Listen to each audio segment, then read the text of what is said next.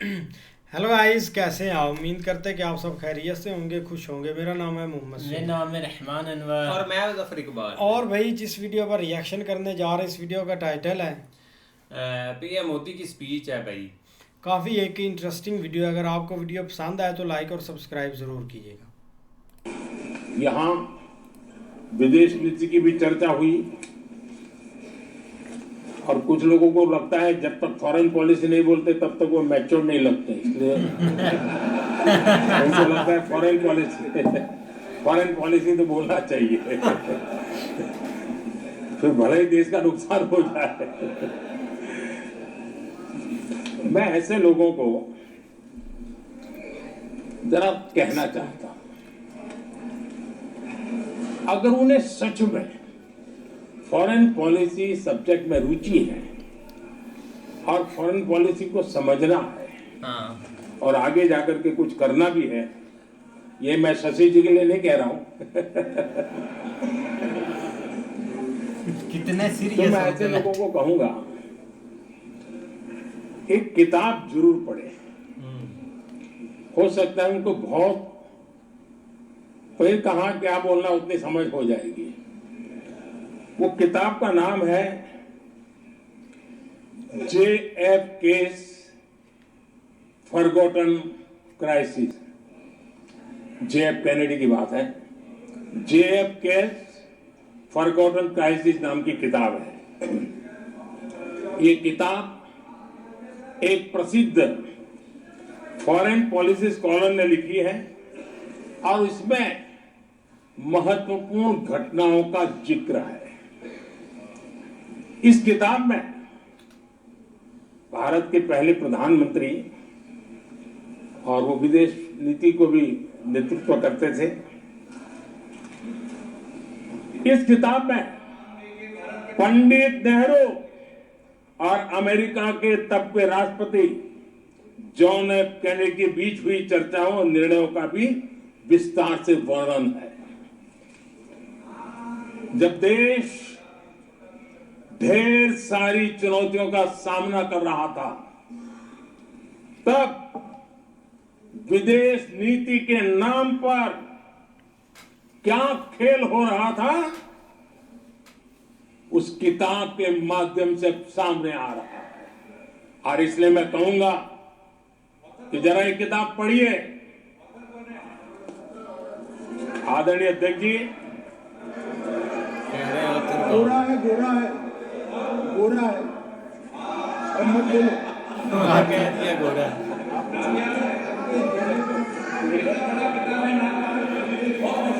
ये बहुत बंदा रिलैक्स है। ये ऊपर से ऐसे बात करते रहते हैं। आदरणीय वो अध्यक्ष जी, बोलते रहते हैं आगे से। राष्ट्रपति जी के अभिभाषण के बाद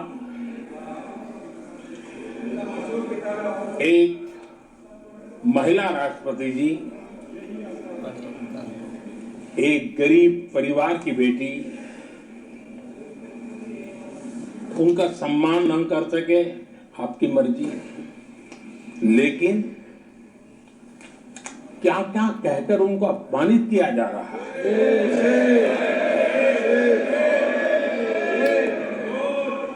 मैं राजनीति हताशा निराशा समझ सकता हूं, लेकिन एक राष्ट्रपति के खिलाफ क्या कारण है? क्या कारण है?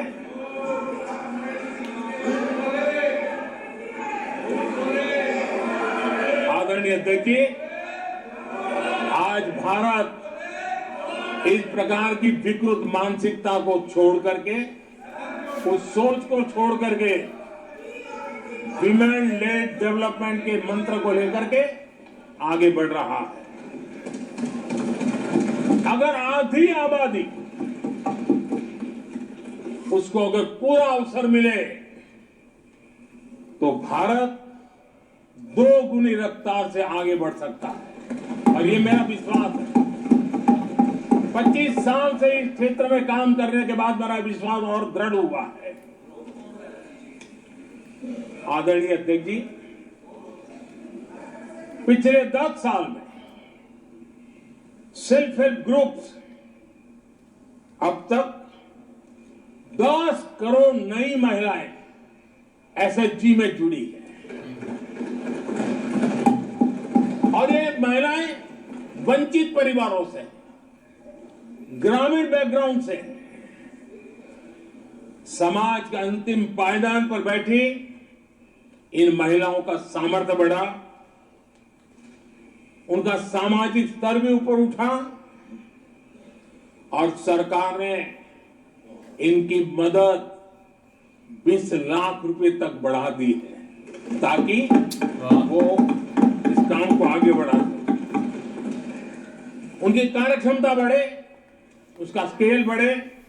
उस दिशा में हम प्रयास कर रहे हैं और उसका आज ग्रामीण अर्थव्यवस्था पर बहुत ही सकारात्मक प्रभाव हो रहा है।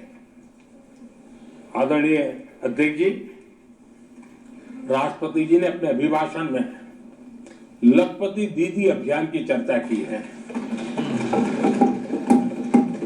हमारी नई सरकार तीसरी बार बनने के बाद अब तक जो जानकारियां रजिस्टर हुई है उस हिसाब से 50 लाख से ज्यादा लखपति दीदी की जानकारी हम तक पहुंची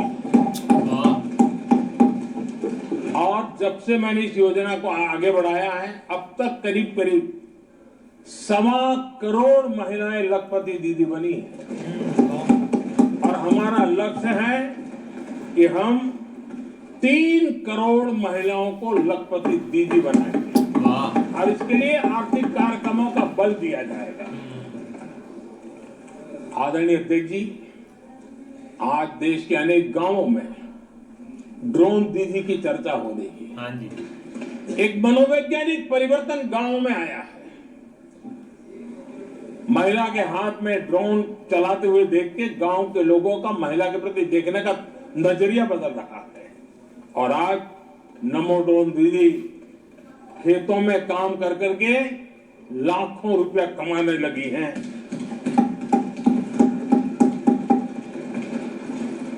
मुद्रा योजना भी नारी शक्ति के लिए उसके सशक्तिकरण की बहुत बड़ी भूमिका अदा कर रहा है। करोड़ों महिलाएं पहली बार मुद्रा योजना लेकर के उद्योग के अंदर अपने कदम रखे हैं और उद्योगपति की भूमिका में आई है। आदरणीय अध्यक्ष जी, 4 करोड़ परिवारों को जो घर दिए उसमें से करीब करीब 75% मकान ऐसे हैं जिसके मालिकाना हक महिलाओं को मिला है। आदरणीय अध्यक्ष जी, ये बदलाव 21वीं सदी के सशक्त भारत की नींव रख रहा है। आदरणीय अध्यक्ष जी, विकसित भारत का लक्ष्य ग्रामीण अर्थव्यवस्था उसको सशक्त बिना किए बिना हम विकसित भारत का निर्माण नहीं कर सकते और इसलिए रूरल इकोनॉमी के हर क्षेत्र को हमने स्पर्श करने का प्रयास किया है और हम जानते हैं रूरल इकोनॉमी में खेती किसानी का बहुत महत्व रहता है।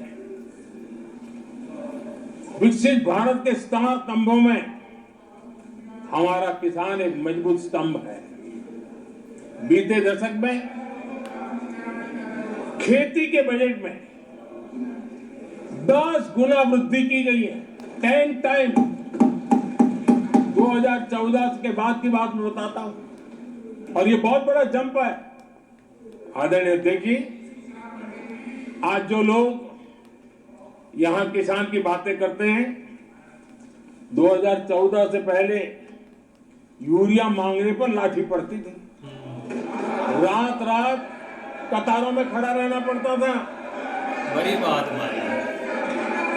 और वो जमाना था जब खाद किसानों के नाम पर निकलती थी लेकिन खेत में नहीं पहुंचती थी, कहीं और ही काले बाजारी में, और 1 रुपया 15 पैसा वाला हाथ की सफाई का खेल चलता था। आज किसान को पर्याप्त खाद मिल रही है।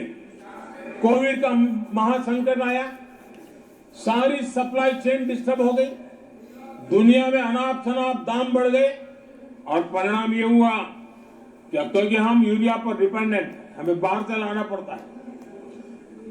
आज भारत सरकार को जो बोरा यूरिया का 3,000 रुपए में पड़ता है, सरकार ने वो झेला और किसान को 300 से भी कम कीमत पर दिया है। 300 क्या रुपये बात। और बाकी हाँ जी यूरिया, हाँ जी हाँ जी Yes. 3 क्या साल बात है, की। क्या बात है।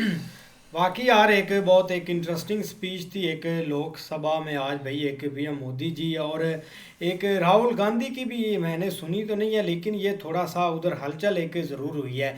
लेकिन स्टार से उन्होंने सही बोला है कि एक जो एक फॉरेन पुलिस ही बोल देता, क्योंकि बाद में लोग बोलते हैं कि मैच्योर नहीं है और ये सीन एक चलता रहता है। क्योंकि इधर भाई जो भी हमने स्पीच सुनी है ना, एक फर्स्ट स्पीच है जो कि बहुत स्लो हुई है, आगे से बोले नहीं अपोजिशन, नहीं तो इधर तो भाई एक बहुत वो बोलते थे और एक मौका भी नहीं देते थे आगे जो एक स्पीच कर रहा है। लेकिन अच्छी स्पीच पीएम मोदी जी ने की है, सारी चीज़ों को मेंशन किया है और सब कुछ बताया कि जो जो एक चल रहा है, और लाखपति दीदी के बारे में भी भाई उन्होंने बताया है। बिल्कुल यार, एक लोकसभा में ना इस बार एक अलग ही एक स्पीच हुई, मतलब काफ़ी ज़्यादा जो है ना एक दूसरे की तरफ उन्होंने इशारे किया। अब देखें कि पीएम मोदी ने भी एक दो बातें की है ना, आगे से जब वो भी बोलते हैं, इधर से बोलते हैं, ये इधर से सेम बोलते हैं, उधर से वो कुछ बोलते हैं, वही आपस में एक लगी काफ़ी रहती है। लेकिन ये कि एक पीएम मोदी ने ना जो एक काम चल रहे हैं, या एक सबसे ज़्यादा महिलाएं हैं ना उनके ऊपर एक जो ध्यान उन्होंने दिया ना, ये सबसे बढ़कर है। मतलब उनको 10 करोड़ एक मुंह से बोलना भाई आसान है, इतनी ज़्यादा एक फील्ड में आना, ये तो एक फील्ड में उन्होंने बताया एक आगे पता नहीं कैसी कैसी हैं, क्या कहाँ उनको एक मौका मिला। और सबसे ज़्यादा एक स्पेशली पीएम मोदी इस चीज़ को प्रेफर करते हैं कि जो भी एक काम है उनमें सबसे आगे महिला को रख रहे हैं, एक बहुत ज़्यादा उनको सुविधा दे रहे हैं। बाकी काफ़ी इंटरेस्टिंग स्पीच थी उनकी। नहीं बिल्कुल ऐसे ही है, लेकिन भाई अचीवमेंट तो वाकई एक से बढ़ गया, क्योंकि ये टोटल जो स्पीच उन्होंने की है ना तकरीबन 1 घंटा 34 मिनट की ये उनकी स्पीच थी। और इसमें काफ़ी एक चीज़ें उन्होंने गनवाई हैं, एक जो भी उनकी अचीवमेंट है। लेकिन ये जो 10 मिनट की वीडियो थी इसमें ज़्यादा उन्होंने एक महिलाओं के ऊपर जो उनको फैसिलिटेट किया उसके ऊपर फोकस किया। तो वाकई यार वो ड्रोन वाला सीन जो है ना वो कभी भी नहीं भूल सकता जो उन्होंने दिया। और उसके अलावा जो एक घर वगैरह भाई दिए हैं जिसमें एक 75% वो कह रहे हैं कि उनकी एक जो मालक है ना वो भाई एक लेडीज़ उन्होंने महिलाओं को रखा हुआ है, तो ये एक अच्छी। तो बाकी उसके अलावा किसान से रेलिवेंट जो पॉलिसीज़ हैं उनकी वो बाकी भाई इस दफ़ा का जो बजट है ना उसने बाकी तो पता नहीं किसी को खुश किया कि नहीं किया, लेकिन एक मिडिल क्लास या जो मतलब जिनको एक टैक्स जो है ना वो बहुत ज़्यादा एक चुभता था, तो सैलरीड पर्सन जो है उनको उनके लिए जो भाई 12 लाख तक एक उन्होंने छूट दी है ना वो एक बहुत एक ग्रेट स्टेप था। बाकी जो भी भाई कर लेना कि जो जमहूरियत होती है उसमें अपोजिशन ही एक सेहरा होती है किसी भी कंट्री का, तो लिहाजा ठीक है अपोजिशन ज़रूर करनी चाहिए, लेकिन एक लिमिट एक कंट्री के एक फ़ायदे तक, ठीक है। और वहाँ पे जहाँ पे भी एक गवर्नमेंट को देखो कि वो उनकी गलत पॉलिसी है, वहाँ पे एक अपोजिशन का काम ही उस चीज़ को हाईलाइट करना होता है। बाकी अच्छी स्पीच थी यार। नहीं सही बात है, इस दफ़ा का एक जो बजट है ना वो एक काफ़ी एक पॉजिटिव था, एक लोग काफ़ी एक खुश हुए हैं, ख़ास करके जो एक टैक्स पे करते थे ना वो बहुत खुश हो रहे हैं। और कमाल की एक स्पीच भी थी। उम्मीद करते हैं कि आपको वीडियो पसंद आएगी, अगर पसंद आए तो लाइक और सब्सक्राइब ज़रूर कीजिएगा।